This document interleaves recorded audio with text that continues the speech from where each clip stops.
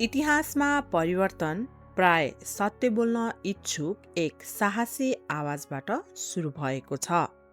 युरोपका महान सुधारकहरूभन्दा धेरै अघि एक विनम्र पादरीले भ्रष्टाचार, लोभ र धार्मिक शक्तिको दुरुपयोगमाथि प्रश्न उठाउने साहस गरे।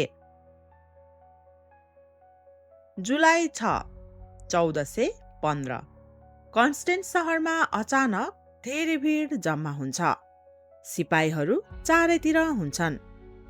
चर्चका नेताहरू, राजाहरू, अधिकारीहरू र आम जनताहरू चुपचाप हेरिरहन्छ। जब एक पुजारीलाई सार्वजनिक अपमानका साथ उनको पुरोहित पदबाट औपचारिक रूपमा हटाएर उपहासपूर्ण मुकुट लगाइन्छ।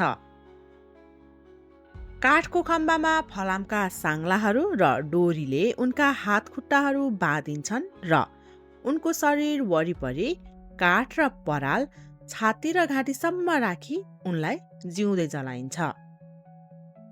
र त्यस भिडमा धेरै मानिसहरू भय र मौनताका साथ यो दृश्य हेरिरहन्छन्। त्यस दृश्यलाई हेरी चर्चका अधिकारीहरू भने ढुक्क हुन्छन्। उनी न त हत्यारा न त देश विद्रोही नै थिए। उनी एक साधारण प्रचारक र पुजारी थिए। धर्मशास्त्रको सत्यतालाई उनले विश्वास गरे। यी विश्वासलाई बारम्बार परित्याग गर्न चर्चका अधिकारीहरूले भने तापनि उनी आफ्नो विश्वासमा अडिग रहे, जसका कारण उनलाई विधर्म घोषणा गरी मृत्युदण्ड दिइयो। यो व्यक्ति को थिए र चर्चका अधिकारीहरू उनीसँग किन डराए? उनलाई बारम्बार किन यति यातना दिइरहे? आउनुहोस् आजको यस भिडियोमा पत्ता लगाऊ।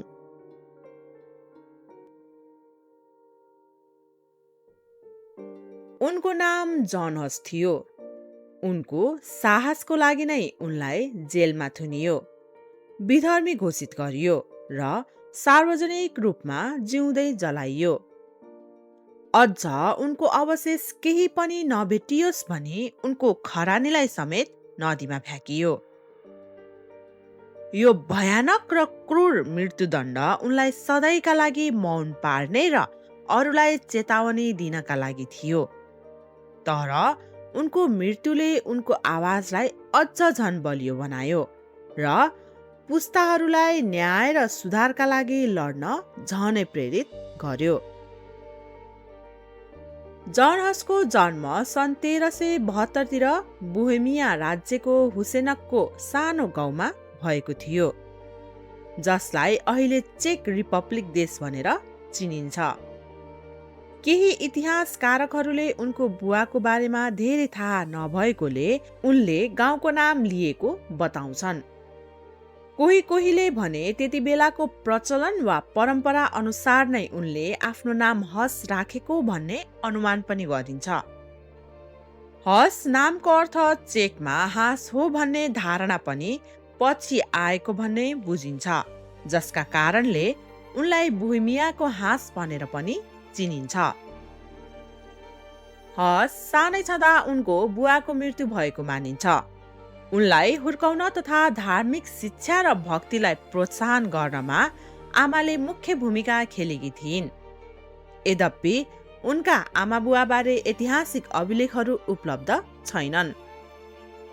कन्स्टेन्समा मृत्युदण्ड दिनुअघि उनको कारावासको समयमा हसले आफ्नो भतिजाका लागि चिन्ताका साथ चिठी लेखेका थिए। त्यसै कारणले नै उनको कम्तीमा एक भाइ थियो भन्ने अनुमान गरिन्छ। हसको बाल्यकाल वा उनको सुरुवाती जीवनहरूबारे भने इतिहासमा खासै सबै जानकारी भने भेटिँदैनन् वा अनुमानित मात्र रहेको छ। मध्ययुगमा किसान र ग्रामीण परिवारहरूको अभिलेखहरू प्राय अपूर्ण थिए, विशेष गरी हस जस्ता गरिब परिवारहरूको लागि। हुसेनक युरोपको राजनीतिक र धार्मिक केन्द्रहरूबाट टाढा रहेको शान्त ग्रामीण ठाउँ थियो। गाउँ सानो, कम स्रोत साधन सीमित अवसर र जीवन सङ्घर्षपूर्ण थियो। उनी एक गरिब किसान परिवारबाट भएकोले बाल्यकालमै उनले अभाव र कठिनाइलाई नजिकबाट अनुभव गरेका थिए। गरिबीका कारण धेरै बालबालिकाले पढाइ छोड्ने गर्थे, तर जॉन हस फरक थिए। उनी शान्त, अनुशासित र जिज्ञासु स्वभावका थिए। करिब 10 वर्षको उमेरमा जॉन हसलाई धार्मिक जीवन वा मठसँग सम्बन्धित शिक्षा प्राप्त गर्नका लागि घरबाट टाढा मठमा पठाइयो। यस निर्णयको सही कारण भने स्पष्ट छैन। त्यहाँ उनले आधारभूत चर्च शिक्षा, ल्याटिन भाषा र आध्यात्मिक अध्ययनको अनुशासन सिके। यद्यपि उनको जीवनको यस प्रारम्भिक चरणबारे ऐतिहासिक स्रोतहरूमा सीमित जानकारी मात्र प्राप्त भएकोले धेरै विवरणहरू अनुमानमा आधारित मानिन्छन्। भिक्षु वातावरणले सम्भवतः उनको प्रारम्भिक भक्तिलाई पोषण दियो र उनलाई पुजारीत्व र छात्रवृत्तिको बाटोमा लग्यो। उनको अध्ययनप्रतिको लगन र प्रतिभाले शिक्षाहरूलाई प्रभावित बनायो, जसका कारण उनलाई बोहेमियाको महत्त्वपूर्ण सहर प्रागमा थप अध्ययनका लागि जान सिफारिस गरियो। त्यस समयमा शैक्षिक क्षमता भएका विद्यार्थीहरूलाई उच्च शिक्षा र चर्च सेवाको तयारीका लागि ठूलो सहरहरूमा पठाउने चलन थियो। शिक्षाले उनलाई आध्यात्मिक उद्देश्य मात्र होइन, गरिबीबाट बाहिर निस्कने एउटा सम्भावित बाटो पनि प्रदान गर्यो। शिक्षा नै जीवन परिवर्तन गर्ने माध्यम हो भन्ने विश्वासका साथ उनले कठिन सङ्घर्ष गर्दै आफ्नो अध्ययनलाई अगाडि बढाए। परिवारको प्रोत्साहन र दृढ सङ्कल्पका साथ उनले अन्ततः आफ्नो सानो गाउँ छोडेर प्राग सहरतर्फ यात्रा गरे। एउटा यस्तो निर्णय जसले उनको जीवनलाई नयाँ दिशा दियो।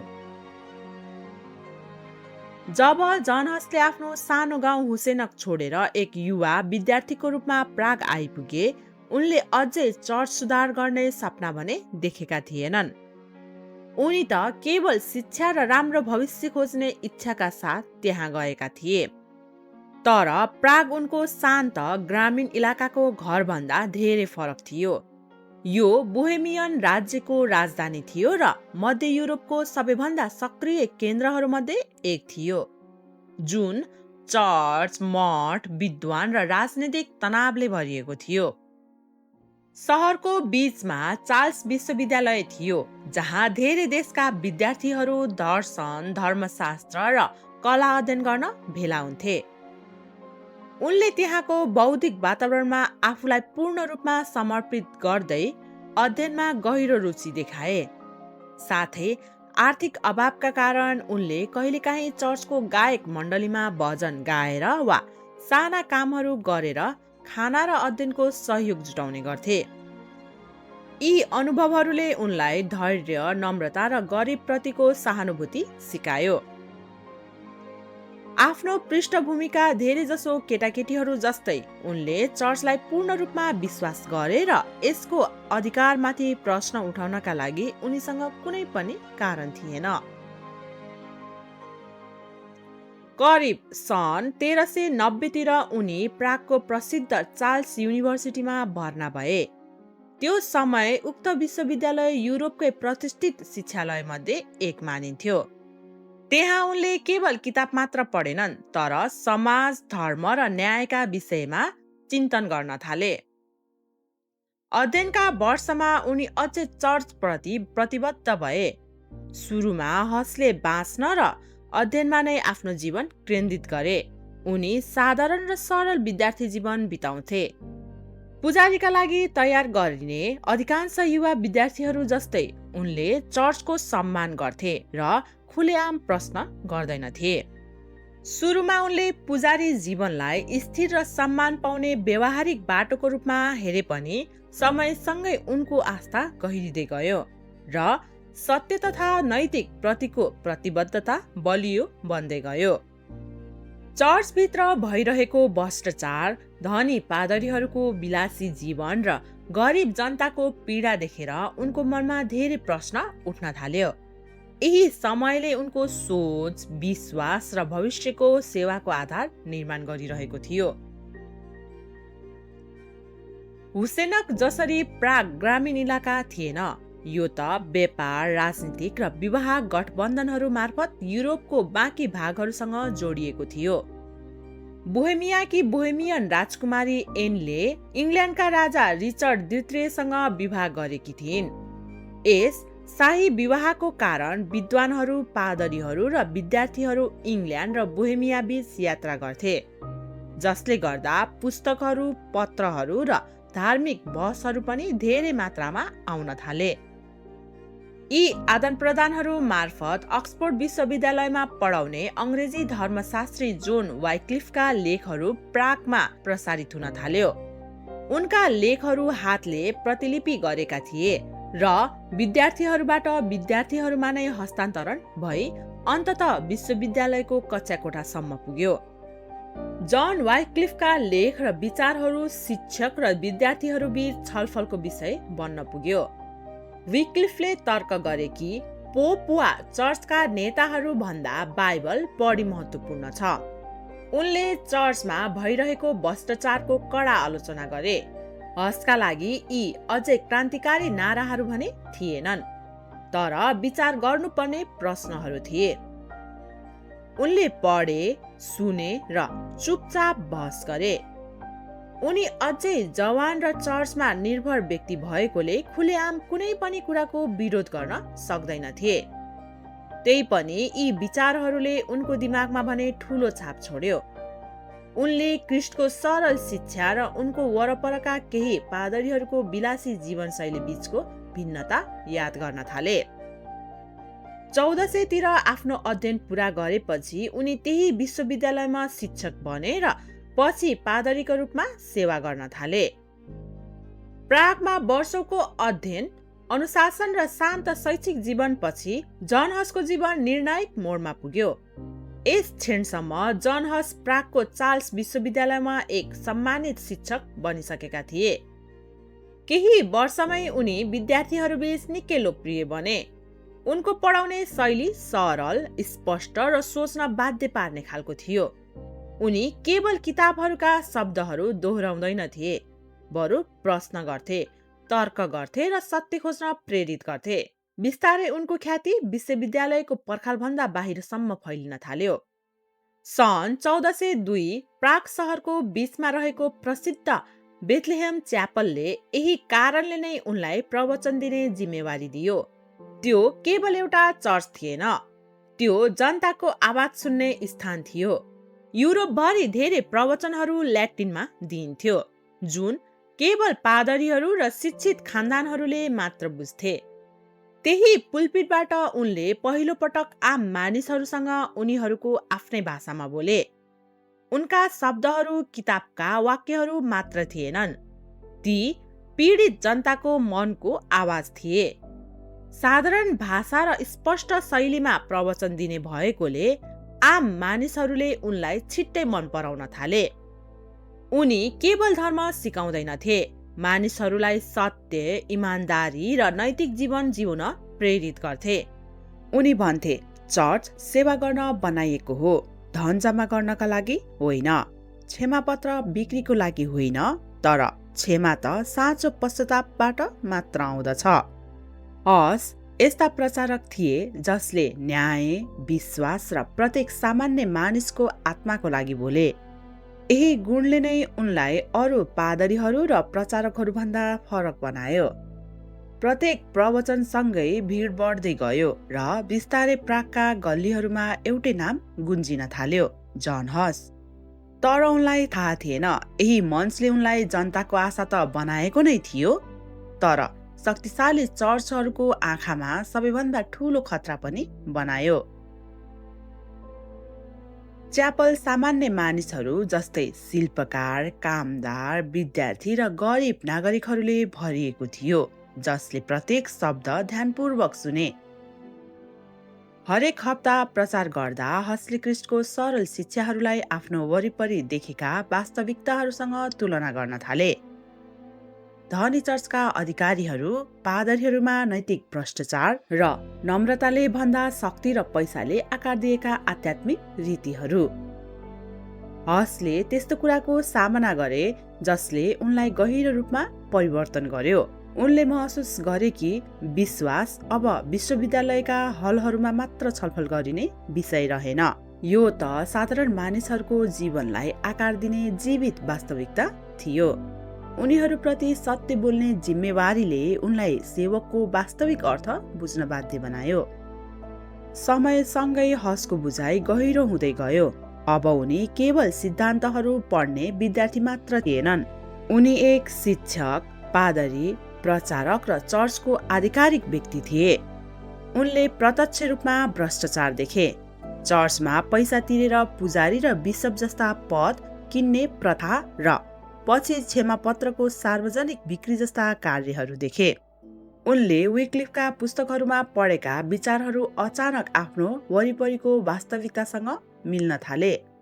हस विक्लिफका केही विचारहरूबाट प्रभावित भए तापनि उनले सबै शिक्षाहरू पूर्ण रूपमा स्वीकार गरेका भने थिएनन्। तर ती शिक्षाहरू हसका लागि वास्तविकता बन्यो र उनका आफ्नै चिन्तनहरू विश्वासमा परिणत भए। क्रिस्चियनहरूको लागि धर्मशास्त्र नै अन्तिम अधिकार हुनुपर्छ भनेर अब उनी विश्वस्त भए।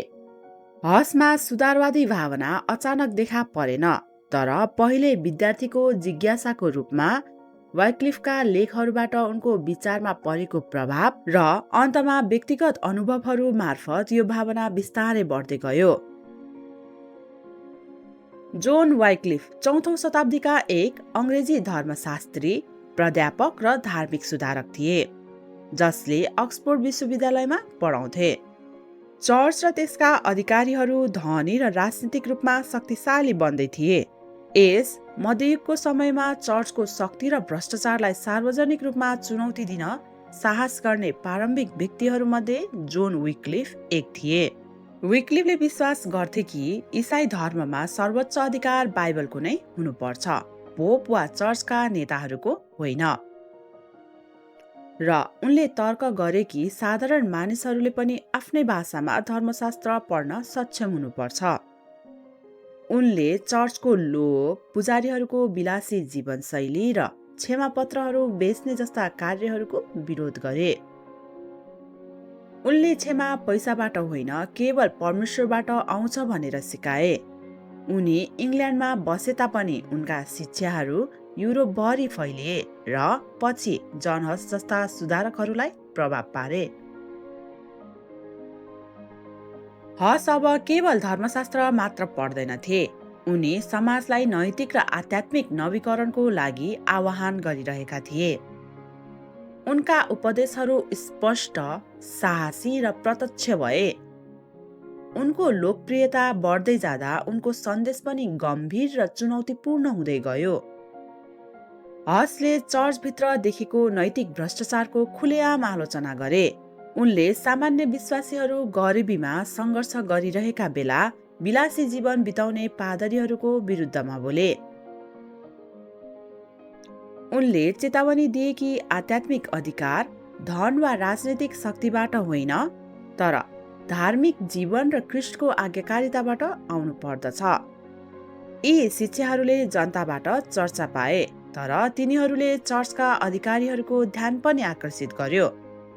विश्वासयोग्य प्रचारकको रूपमा सुरु भएको कुरा बिस्तारै एउटा आन्दोलन बन्दै गयो। जन हसले प्रागको चार्ल्स युनिभर्सिटीमा अध्ययन पूरा गरी शिक्षक र पादरीको रूपमा सेवा सुरु गर्दा युरोपको धार्मिक संसार शान्त थिएन। बाहिरबाट चर्च शक्तिशाली देखिए तापनि भित्र भने गहिरो विभाजन र सङ्घर्ष चलिरहेको थियो। त्यो समय चर्चभित्र एउटा ठूलो सङ्कट उत्पन्न भएको थियो, जसलाई इतिहासमा प्यापलसिजम वा वेस्टर्नसिजम पनि भनिन्छ। एकै समयमा 2 र पछि 3 जना पोपहरूले आफ्नै साँचो नेता भएको दाबी गरिरहेका थिए। कोही रोममा, कोही एभोनियनमा र अर्को पिसामा। सबैले एकअर्कालाई गलत ठहर गर्दै शक्ति र समर्थकका लागि सङ्घर्ष गरिरहेका थिए। युरोपमा पोप र राजनीतिक शासकहरू बीच विवाद उत्पन्न हुँदा युद्ध अझ झनै गहिरो हुँदै गयो। यस अवधिमा प्रतिस्पर्धी पोपहरूले संसारमा धार्मिक अधिकार दाबी गरी भ्रम र विभाजन सृजना गरे। जब धर्मका अगुवाहरू नै आपसमा झगडा गर्न थाले, जनताको विश्वास कमजोर बन्दै गयो। मानिसहरूले सोध्न थाले, यदि पोपहरू नै एकमत छैनन् भने साँचो सत्य कसको हो? यही अन्यलको समयमा जन हसले बेथलेहम च्यापलमा प्रवचन दिन थाले। उनले ल्याटिन होइन, जनताको आफ्नै भाषामा बोले। उनका शब्दहरू सरल तर साहसी थिए। उनले चर्चको भ्रष्टाचार, धनी पादरीहरूको विलासी जीवन र पैसाको लोभले खुलेर आलोचना गरे। मतभेदका कारण पोपहरूलाई शक्ति र युद्धका लागि धेरै पैसा चाहिन्थ्यो। त्यसैले क्षमापत्र बेच्ने काम बढ्दै गयो। क्षमा पैसाले किन्न सकिने कुरा जस्तै देखिन्थ्यो, तर हसले यसलाई अस्वीकार गरे। उनी भन्थे, परमेश्वरको क्षमा बेच्न सकिँदैन, त्यो परमेश्वरबाट मात्र आउँछ। जनताले उनको कुरा मन पराए। एकातिर चर्चभित्र विभाजन थियो, अर्कोतिर हस जस्ता सुधारकहरूले सत्य बोलिरहेका थिए। चर्चका अधिकारीहरूलाई लाग्यो, यदि यसलाई रोकिएन भने हाम्रो शक्ति कमजोर हुनेछ। समर्थकहरूले हसलाई सत्य र सुधारको आवाजको रूपमा हेरे, जबकि विरोधीहरूले हसलाई चर्चको एकता र अधिकारका लागि खतराको रूपमा हेरे। चर्चका नेताहरूले हसलाई विक्लिफसँग सम्बन्धित कुनै पनि विचारहरूको प्रचार बन्द गर्न आदेश दिए। तर हसले आफू चर्चप्रति वफादार रहेको र चर्चको नैतिक दुर्व्यवहार र नियम मात्र सच्याउन चाहेको कुरामा जोड दिए। हसले विक्लिफका केही विचारहरूलाई सम्मान गरेको कारणले नै हसलाई शङ्का गरियो। चाँडै नै हसले खतरनाक शिक्षाहरू फैलाइरहेको भनी आरोप लगाइयो। सन् 1410 मा प्रागका चर्चका अधिकारीहरूले विक्लिफका लेखहरू सार्वजनिक रूपमा जलाउन आदेश दिए। यो घटनाले धेरै विद्यार्थीहरू र विद्वानहरूलाई स्तम्भ बनायो। हसले खुलेआम विरोध भने गरेनन्, तर उनले निष्पक्ष जाँच बिना पुस्तकहरूको निन्दा गर्नु उचित हो कि होइन भनेर प्रश्न गरे। यो प्रतिक्रियाले उनीप्रतिको शङ्कालाई अझ बढुवा दियो। त्यसको केही समयपछि हसले आफ्नो शिक्षा रोक्न अस्वीकार गरेका कारणले नै उनलाई आधिकारिक रूपमा चर्चबाट बहिष्कृत गरियो। मानिसहरूलाई उनको कुरा नसुन्न चेतावनी दिएको थियो र उनीसँग सम्बन्धित धार्मिक सेवाहरू प्रतिबन्धित गरियो। सजायको रूपमा प्रागमा निषेधाज्ञा लगाइयो, जसले गर्दा धेरै चर्चका सेवाहरू बन्द भए। विवाहहरूले उचित धार्मिक आशीर्वाद पाएनन् र अन्त्येष्टि समारोहहरू पनि प्रतिबन्धित भए। प्रागमा जारी द्वन्द्वका कारण प्रतिबन्ध लगाएपछि अवस्था झनै बिग्रियो, जसले गर्दा सामान्य नागरिकहरूमा पीडा भयो। धेरैले यो सङ्कटको लागि हसलाई नै दोष दिए, तर उनको उद्देश्य विभाजन ल्याउनु थिएन। आफ्नो उपस्थितिले आफूले माया गरेको सहरमा कठिनाई ल्याइरहेको महसुस गर्दै हसले कठिन निर्णय गरे। चर्चको दबावका कारण उनले स्वइच्छाले निर्वासन रोजे।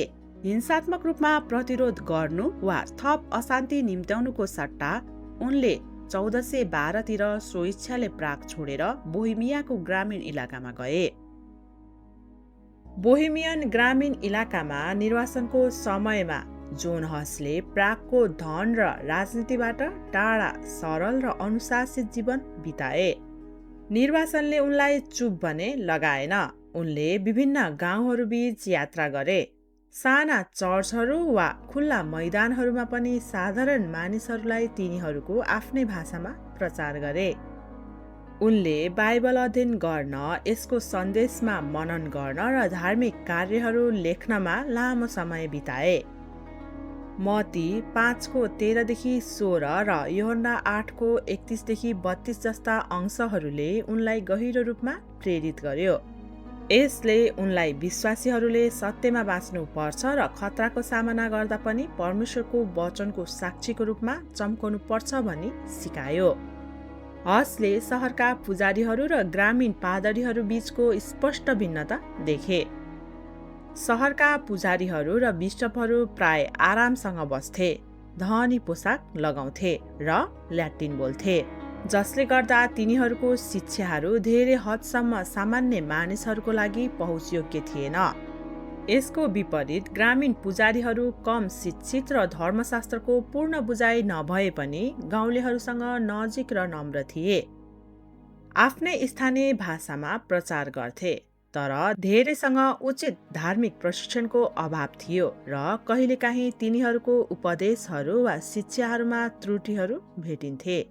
यो देखेर हसले महसुस गरे कि विश्वास धन हैसियतमा निर्भर हुनु हुँदैन, तर धर्मशास्त्रमा आधारित परमेश्वरसँगको इमानदार सम्बन्धमा निर्भर हुनुपर्छ। यस समयमा उनले डे एक्लेसिया र अन्य ग्रन्थहरू तथा कृतिहरू लेखे। उनले भने कि साँचो चर्च क्रिस्टलाई साँचो रूपमा विश्वास गरी पछ्याउनेहरूले बन्दछ, न कि शक्तिशाली नेताहरूद्वारा। सुधारको लागि बौद्धिक जग बसाले र उनले बाइबललाई आम मानिसहरूको भाषामा अनुवाद गर्ने बारेमा विचार गर्न थाले, ताकि साधारण विश्वासीहरूले आफैले पढ्न र बुझ्न सकुन्। उनको इमानदारी र स्पष्टताबाट गाउँलेहरू र स्थानीय अनुयायीहरू उनको समर्थक पनि भए, जसले विश्वासीहरूको सानो तर समर्पित समुदाय बनायो। समर्थकहरू बीच पत्र र लेखनहरू फैलिए र उनको प्रतिष्ठा प्रागभन्दा बाहिर बढ्यो। निर्वासनकै कारण उनका विचारहरू झनै फैलिन थाले। यसले उनलाई एकातिर एकान्तमा गहिरो चिन्तन गर्ने समय दियो भने अर्कोतिर नयाँ अनुयायीहरूसँग सम्बन्ध पनि जोड्यो। यस अवधिमा उनले चर्चको प्रकृतिमा गहिरो रूपमा चिन्तन गरे। हसलाई एक विद्वानबाट धर्मशास्त्र, परमेश्वरको सत्य र सबै विश्वासीहरूको सशक्तिकरणप्रति प्रतिबद्ध साहसी सुधारकमा रूपान्तरण गर्यो। त्यतिबेला चर्च आफै विभाजित थियो। चर्चका नेताहरूले निर्णय गरे कि हसको विवाद अब बोहेमियामा मात्र स्थानीय समस्या रहेन। उनका शिक्षाहरूले व्यापक ध्यान आकर्षण गरिरहेका थिए, जसले विभाजन बढ्दै गइरहेको थियो। एकता र अधिकार पुनर्स्थापित गर्न राजा सिगिस्मन्डले चर्चका नेताहरूलाई जर्मन सहर कन्स्टेन्सनमा एउटा ठूलो अन्तर्राष्ट्रिय चर्च भेला बोलायो। भेलाको मुख्य उद्देश्य विभाजन अन्त्य गर्ने, भ्रष्टाचार सुधार गर्ने र उनीहरूले खतरनाक ठानेका शिक्षकहरूलाई मौन पार्ने थियो। हस जस्ता सुधारकहरू, जसको आवाज आम जनतामाझ बलियो हुँदै गइरहेको थियो, उनीहरूले तिनीहरूलाई खतराको रूपमा हेरिरहेका थिए। कन्स्टेन्स काउन्सिलको रूपमा चिनिने यो भेला चर्चले सामना गरिरहेका प्रमुख सङ्कटहरू समाधान गर्ने उद्देश्यले आयोजना गरिएको थियो, जसमा प्रतिद्वन्द्वी पोपहरू र सुधार आन्दोलनकर्ताहरू समावेश थिए। हसलाई आधिकारिक रूपमा परिषदको अगाडि आफ्ना शिक्षाहरूको व्याख्या र बचाउ गर्नका लागि उपस्थित हुन बोलाइएको थियो। सुरुमा आह्वान खतराको सट्टा आशा देखाउने थियो। पवित्र रोमन सम्राट सिगिस्मुन्डले हसलाई सुरक्षित राख्ने वाचा गरेका थिए। उनले हसको यात्रा र भेलामा हुने कार्य सुरक्षाको ग्यारेन्टी गरेका थिए। उनलाई निष्पक्ष सुनवाई दिइनेछ भन्ने विश्वास दिलाइयो, जसले हस पनि जान राजी भए। तर उनका समर्थकहरूले भने नजानका लागि हसलाई बिन्ती गरे। तर उनले आशा गरे कि इमानदार छलफल मार्फत उनले असमझदारीहरू स्पष्ट पार्न र धर्मशास्त्रको सत्यतालाई आफूले विश्वास गरेको कुराहरूको रक्षा गर्न सक्नेछन्। 1414मा बोहेमिया छोड्नु अघि हसले साथीहरू र समर्थकहरूलाई विदाई पत्रहरू लेखे। उनले जोखिमहरू बुझे, तर विश्वास गरे कि न्याय नै विजय हुनेछ। उनका धेरै अनुयायीहरू उनको सुरक्षाको लागि डराए, तैपनि हसले स्वेच्छाले नै जाने छनौट गरे। बोलावटलाई अस्वीकार गर्नु आफ्नो आरोप स्वीकार्नुको रूपमा देखिनेछ भन्ने कुरामा उनी विश्वस्त थिए। तर यो यात्राले उनलाई न्यायमा होइन, तर उनको अन्तिम मुद्दामा पुर्याउनेछ भन्ने कुरा भने उनलाई थाहा नै थिएन। कन्स्टेन्सको यात्रा लामो तर शान्तिपूर्ण थियो। बाटोमा हसले खुलेआम प्रचार गरे र मानिसहरूसँग कुरा गरे, जसले देखाए कि उनी आफूलाई अपराधी मान्दैनन्। जन हस कन्स्टेन्स आएर विश्वासको साथ सुरक्षित रहने आश्वासन पाए राजा सिगिस्मन्डले लिखित रूपमा उनको सुरक्षा सुनिश्चित गरेका थिए, तर वास्तविकता फरक थियो। चर्चका शक्तिशाली अधिकारीहरूको दबाव र राजनीतिक परिस्थितिले गर्दा सिगिस्मन्डले उनलाई बचाउन केही गर्न सकेन। यसले देखायो कि त्यति बेला सत्ता र राजनीति चाहिँ धर्म र न्यायभन्दा अघि थिए। जब उनी कन्स्टेन्स आइपुगे, घटनाहरूले चाँडै नै अप्रत्याशित मोड लियो। सुरक्षाको प्रतिज्ञाको बावजुद हसलाई कन्स्टेन्स पुगेको केही दिनमा नै पक्राउ गरियो। सुरुमा उनलाई साथीहरूबाट अलग गराइयो र सार्वजनिक रूपमा आफ्नो बचाउ गर्ने अवसरबाट वञ्चित गरायो। हसलाई कन्स्टेन्समा पक्राउ गरेपछि उनलाई अन्धकारमय सानो जेलमा राखियो। जेलको भित्ता चिसो ढुङ्गाले बनेको र भिजेको थियो। हावा कम मात्रामा थियो र उनी दिनहुँ सुत्ने ठाउँ नपाएर ढल्किएर सुत्न बाध्य हुन्थे। महिनौसम्म उनले अत्यन्त कठिन परिस्थितिहरू सहनु पर्यो। खाना निकै कम र खराब दिइन्थ्यो, जसले उनको शरीर कमजोर भई रोगले सताउन थाल्यो। तर सबैभन्दा ठुलो पीडा भनेको उनको एक्लोपन थियो। उनी आफै न्यायको लागि अदालतको अगाडि उभिन बाध्य थिए। कन्स्टेन्सको चिसो ढुङ्गाको जेलमा हसलाई साङ्लाले बाँधिएको थियो। उनी बिरामी र संसारबाट अलग गरिएको थियो। तैपनि जेलले उनलाई चुप लगाउन सकेन। मधुरो प्रकाशमा उनले प्रागका आफ्ना साथीहरूलाई पत्र लेखे। उनीहरूलाई सत्यमा दृढ रहन र मृत्युसँग नडराउन प्रोत्साहित गरे। दयाको भिख माग्नुको सट्टा उनले प्रार्थना गरे, धर्मशास्त्रहरू पढे र आफ्नो आत्मालाई तयार पारे। बारम्बार उनलाई सत्य त्याग्न दबाब दिइयो। चर्चका अधिकारीहरूले भने, आफ्ना विचार छोड र हामी तिमीलाई बचाउँछौ। तर जन हसले शान्त र अडिग स्वरमा जवाफ दिए, मैले सत्य बोलेको छु। मैले झुट स्वीकार गरेर आफ्नो आत्मा बेचे भने त्यो मेरो जीवनको सबैभन्दा ठुलो अपराध हुनेछ। म आफ्नो विवेक विरुद्ध झुट बोल्नुभन्दा बरु मर्नु नै ठिक मान्नेछु। उनले जेलमा बसेर लेख्न र आफ्ना विचार फैलाउन भने छोडेनन्। उनी केवल शारीरिक रूपमा मात्र बन्द थिए, तर उनको आत्मिक आवाज भने स्वतन्त्र थियो। जेलमा बिताएका यी महिनाहरूले उनलाई कमजोर बनाएनन्, बरु उनका विचार अझ पक्का र बलियो बनाउन मद्दत गर्यो। यो समयको पीडा र एक्लोपनले उनलाई सत्यका लागि बलिदान गर्न तयार बनायो। रोग र एक्लोपनले उनको शरीरलाई कमजोर बनायो, तर जेलबाट लेखिएका पत्रहरूले भने उनको विश्वास झन बलियो रहेको देखाउँछ। परिषदले अब केवल उनका विचारहरूको अनुसन्धान गरिरहेका थिएनन्, एक औपचारिक मुद्दाको तयारी गरिरहेको थियो। बेथलेहेम चर्चमा प्रचारबाट सुरु भएको बाटोले अब उनलाई जेल र उनको विश्वासको अन्तिम परीक्षातिर पुर्याउँदै थियो। कन्स्टेन्समा महिनौको जेलपछि जन हसको लामो समयदेखि प्रतीक्षा गरिरहेको मुद्दा अन्ततः जुन 1415 सुरु भयो।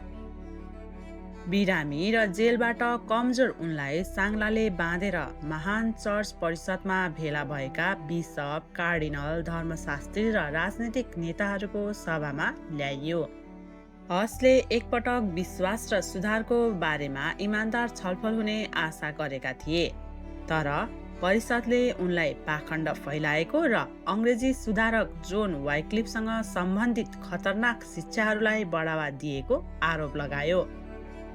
उनका पुस्तकहरू उनको विरुद्धमा प्रमाणको रूपमा टेबलमा थुपारिएका थिए। एक एक गरी आरोपहरू ठूलो स्वरमा पढियो। पाखण्ड, अनआज्ञाकारिता, विद्रोह र उनको प्रवचन र लेखहरूको असमझदारीहरूलाई बढाइ चढाइ व्याख्या गरिएको थियो। हसले ती सबै आरोपहरू ध्यानपूर्वक सुने, किनभने उनले यस्ता कुराहरू सिकाएको हो भनी दाबी गरेका बयानहरू उनलाई दिएको थियो। उनको वास्तविक अपराध धेरै सरल तर चर्चका अधिकारीहरूलाई भने धेरै खतरनाक थियो। प्रागको बेथलेहेम चर्चको पुलपिटबाट उनले पादरीहरूको लोभलाई उजागर गरेका थिए। उनले क्षमा पत्रको बिक्रीको निन्दा गरेका थिए। उनले चर्चको वास्तविक प्रमुख पोप होइन तर क्रिस्ट हुनुहुन्थ्यो भनेर भन्ने हिम्मत गरेका थिए। उनले पुजारीहरूले पवित्र जीवन बिताउनु पर्छ धन र शक्तिको पछि लाग्नु हुँदैन भनेर सिकाए। जब चर्च पहिले नै पोपहरू बीचको मतभेदद्वारा विभाजित थियो, प्रतिद्वन्दी पोपहरू नियन्त्रणको लागि लडिरहेका थिए, त्यस्ता शब्दहरू विद्रोह जस्तै सुनिन्थ्यो। यदि मानिसहरूले पोपलाई प्रश्न गर्न थाले भने तिनीहरूले सम्पूर्ण प्रणालीलाई पनि प्रश्न गर्न सक्छन् भन्ने डर थियो। उनीहरूलाई हिंसा वा विद्रोहको डर भन्दा पनि हसको शब्दहरूको डर झनै धेरै थियो, किनकि हससँग कुनै हतियार थिएनन्। उनीहरूलाई त केवल हसको शब्द र आफ्नो झुटको खुलासा तथा नियन्त्रण कायम नरहनेमा ठूलो डर थियो। उनीहरूका लागि हस अब केवल एक पुजारी मात्र थिएनन्, उनी त एक खतरा थिए र राजनीतिक स्थिरता ल्याउनका लागि धार्मिक एकताको आवश्यकता हुने युगमा खतराहरूमाथि बहस गरिँदैन थियो, तिनीहरू नष्ट गरिन्थे। त्यसैले परिषदले उनलाई बोल्ने मौका दिए तापनि कसैले पनि उनको कुरा भने सुनेनन्। हसले आफ्नो विश्वासको व्याख्या गर्ने प्रयास गरे। उनले घोषणा गरे कि उनी एक इमानदार विश्वासी भएको र उनले कहिल्यै चर्चलाई विभाजित गर्ने उद्देश्य राखेका थिएनन्। उनले भने उनको लक्ष्य नैतिक भ्रष्टाचारलाई सच्याउनु र विश्वासीहरूलाई ख्रीष्टको शिक्षा र धर्मशास्त्रको अधिकारमा फिर्ता ल्याउनु थियो। प्रत्येक पटक उनले आफ्ना पूर्ण बचाउ गर्ने प्रयास गर्दा सभाबाट चिच्याउने आवाजहरूले उनलाई अवरोध गर्यो। सभाको वातावरण तनावपूर्ण र शत्रुतापूर्ण थियो। अदालतले बहस गर्नुको सट्टा आत्मसमर्पण गर्नु भन्यो। बारम्बार चर्चका अधिकारीहरूले उनलाई एउटा सरल विकल्प प्रस्तुत गरे, आफ्ना शिक्षाहरू त्याग्नुहोस् र तिमीलाई हामी बचाउनेछौँ। हसले शान्तपूर्वक जवाफ दिए कि यदि धर्मशास्त्र मार्फत आफू गलत प्रमाणित भएमा आफ्ना कुनै पनि वा सबै भनाइहरू फिर्ता लिनेछन्, तर आफूले विश्वास गरेका धर्मशास्त्रको सत्यता जुन साँच्चै नै सत्य थियो त्यसलाई गलत वा असत्य भन्नका लागि भने उनले अस्वीकार गरे। उनले भने प्रमाण बिना तिनीहरूलाई त्याग्नु भनेको परमेश्वरको सामु आफ्नो विवेकलाई धोका दिनु हो। परिषदको लागि यो अस्वीकारले उनको निर्णयलाई पुष्टि गर्यो। धेरै सुनवाईपछि निर्णय गरियो जुन पहिले नै तय थियो। हसलाई विधर्मी घोषित गरियो र मृत्युदण्डको सजाय सुनाइयो। तर त्यो मृत्युदण्ड कुनै सामान्य मृत्युदण्ड भने थिएन। चर्चका कानुनले पादरीहरूलाई सिधै मृत्युदण्ड दिन अनुमति नदिएको हुनाले हसलाई सजायका लागि धर्मनिरपेक्ष अधिकारीहरूलाई सोपियो। यस कार्यसँगै मुद्दा सकियो र उनको पर्खाइमा मृत्युदण्ड मात्र थियो। परिषदले विश्वास गर्यो कि यसले खतरनाक आवाजहरूलाई मौन पारेको छ। तैपनि मुद्दाको क्रममा हसले देखाएको साहसले उनलाई धेरैको नजरमा एक विवादास्पद प्रचारकबाट सत्यको लागि दुःख भोग्न इच्छुक व्यक्तिमा परिणत गर्यो। उनको जीवनको अन्तिम अध्याय अब केही दिन मात्रै टाढा थियो।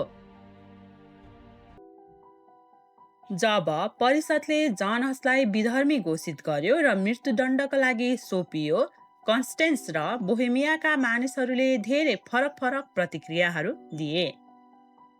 कन्स्टेन्स परिषदका धेरै बिशप र चर्चका अधिकारीहरूले यो फैसला आवश्यक ठानेका थिए। उनीहरूले विश्वास गर्थे कि विभाजनको खतरनाक समयमा उनीहरू चर्चको एकता र स्थिरताको रक्षा गरिरहेका छन्। उनीहरूका लागि हसले यस्तो खतराको प्रतिनिधित्व गरे जसले अशान्तिलाई अझ फैलाउन सक्थ्यो। उनीहरूको विचारमा मृत्युदण्ड क्रूरता होइन तर सुरक्षा थियो, एउटा कडा उपाय जसले ठूलो अव्यवस्थालाई रोक्थ्यो। चर्चका अधिकारीहरूले सही काम गरेको विश्वास गर्दै केहीले प्रश्न नगरी परिषदको निर्णय स्वीकार गरे। सम्राट सिगिस्मन्डले सुरक्षाको ग्यारेन्टी दिए तापनि उनलाई कारबाही गरी मृत्युदण्डको फैसला भएकोले केहीलाई भने विश्वासघात भएको भनी ठानियो। तर कन्स्टेन्समा त्यसको खुल्ला विरोध भने असम्भव थियो। परिषदले विशाल धार्मिक र राजनीतिक शक्तिको प्रतिनिधित्व गर्यो। डर र सम्मानले धेरैजसो आवाजहरूलाई भने मौन राख्यो। जुलाई 6, 1415 को बिहान जन हसलाई पुजारी पोषक लगाई उनको जेलको कोठाबाट कन्स्टेन्स सहरको पर्खाल बाहिर मृत्युदण्ड दिइने ठाउँमा लगियो। त्यहाँ बीचमा पराल र सुकेको काठहरूले घेरिएको एउटा काठको खम्बा थियो। जन हसलाई साङ्लाले बाँधेर अगाडि लगियो। ठुलो भिड जम्मा भएको थियो।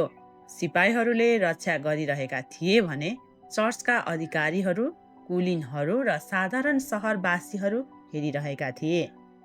भिड चुपचाप उभिरह्यो। कोही हेरिरहे, कोही टाउको निहुराइरहे।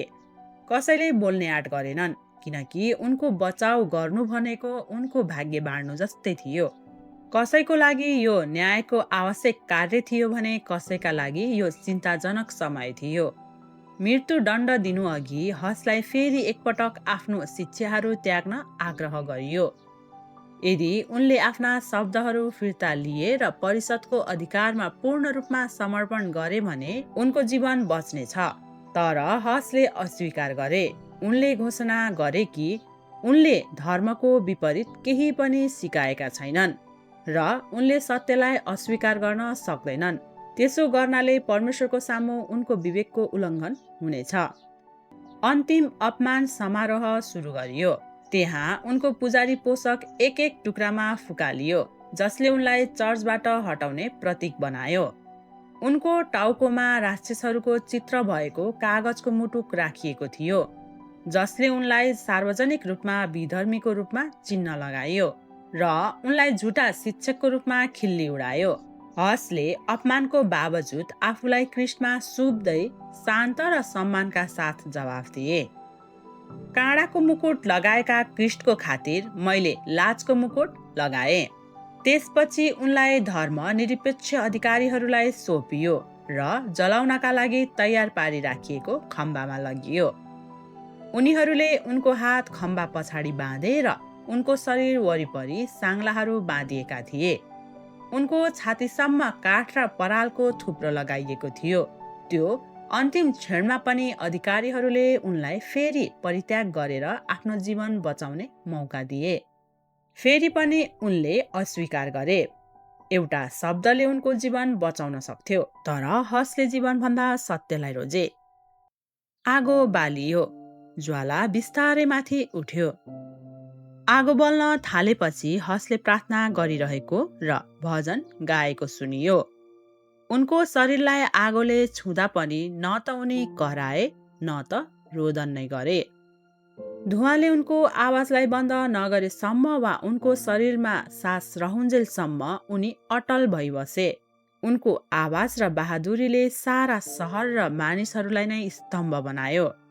उनको शरीर जलाएर उनीहरूले उनका विचारहरूलाई पनि जलाउन सक्छन् भन्ने परिषदले विश्वास गरेका थिए।